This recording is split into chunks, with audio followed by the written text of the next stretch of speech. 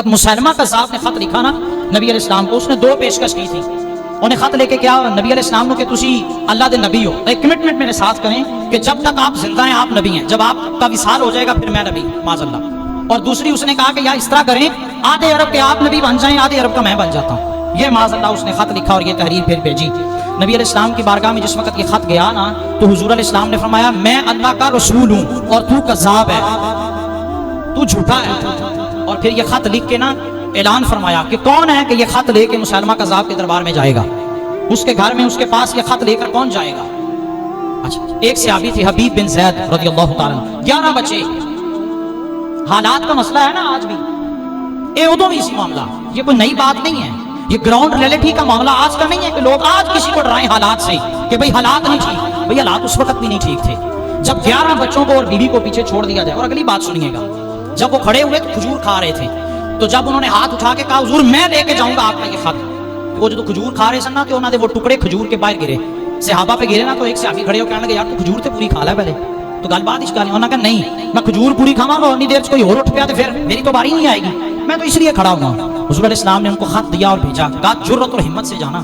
وہ حبیب بن زید مسلمہ کذاب کے پاس جب گئے تو اس نے پوچھا جی بتائیں جی کون ہے آپ. انہوں نے کہا تو پہچانیا نہیں سن، مجھے پہچانا نہیں، عاشق کا تو چہرہ بتاتا ہے کہ یہ عاشق ہے، تو مجھے نہیں پہچانا، میں حضور کا غلام ہوں، خط لے کے آیا. اور اس وقت کے بادشاہوں کا یہ اصول ہوتا تھا کہ خط خود نہیں پڑھتے تھے، ساتھ بندہ ہوتا تھا اس کو دیتے تھے. مسلمہ کذاب نے اس بندے کو خط دیا اور اس نے پڑھا. اب سارے موجود تھے وہاں پہ. خط کی پہلی لائن ہی یہ تھی مسلمہ کذاب کہ تو جھوٹا ہے، تو کذاب ہے. وہ تو اونچی آواز نہ پڑھا تو سب نے سن لیا، اگر علیحدگی ہوتی تو اور بات تھی.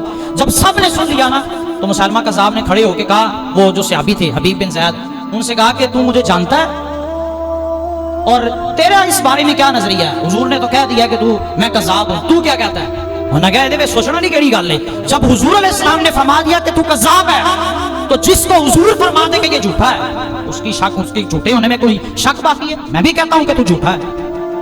تو مسلمہ کذاب کہتا پیچھے دیکھ، ڈراوا نا ڈرانا شروع ہو گیا کہ پیچھے دیکھو لوگ میرے ہیں، ان کے پاس تلواریں ہیں، ان کے پاس تیر ہیں، سب کچھ ہے، پیچھے تو دیکھ ذرا.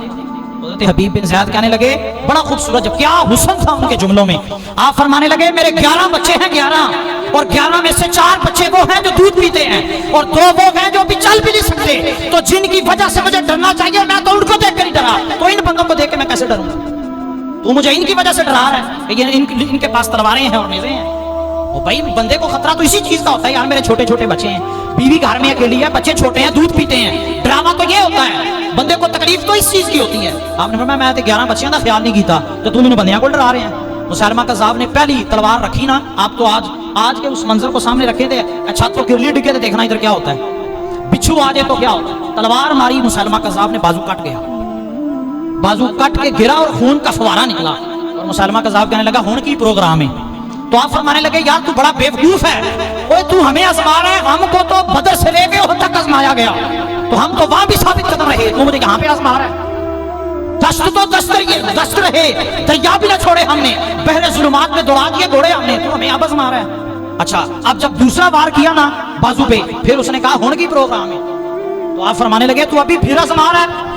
او بھائی غلامان محمد جان دینے سے نہیں ڈرتے، یہ سر کٹ جائے یا رہ جائے کچھ پرواہ نہیں کرتے. او بھائی ہمارا یہ معاملہ نہیں ہے کہ تو یہ سمجھے کہ میں جان دینے سے کو گھبرا رہا ہوں، مجھے اس چیز کی کوئی پرواہ نہیں ہے. اقبال نے کیا تھا، نکل کے صحرا سے جس نے روما کی سلطنت کو الٹ دیا تھا، نکل کے صحرا سے جس نے روما کی سلطنت کو الٹ دیا تھا، سنا ہے میں نے یہ قدسیوں سے وہ شیر پھر ہوشیار ہوگا. او بھائی تو ہمیں کس چیز سے آزما رہا ہے، اس چیز سے کہ ہم مر جائیں گے. اور بھائی موت، حضرت خالد بن ولید نے بڑی خوبصورت بات کی تھی، بس آخری بات اس کے بعد گفتگو ختم ہے. حضرت خالد بن ولید کا جب مقابلہ ہوا نا رومیوں کے ساتھ، سپر پاور کے ساتھ، حضرت خالد بن ولید کہنے لگے رومیوں یاد رکھنا، جس طرح یہ مت بھولنا کہ ہم ایسی قوم ہے کہ ہم مرنے کو بڑا کچھ سمجھتے نہیں. یاد رکھنا جس طرح تم لوگوں کو زندگی پیاری ہے اسی طرح ہم لوگ موت سے پیار کرتے ہیں. ہاں جی، لہذا نہ سمجھنا کہ اسی مر جائیں گے تو بڑا کچھ بھی نہیں، موت ساڈے واسطے کوئی شے نہیں ہے. وہ دی وجہ ہمارے بیک پہ اسلام ہے، ہمارے بیک پہ حضور علیہ السلام کی پشت بنائی ہے، ہمارے بیک پہ اللہ اور اس کے رسول کی طاقت ہے. اسی لیے کہتے ہیں کہ سیف اللہ کا لقب حضرت خالد بن ولید کو اسی لیے ملا تھا.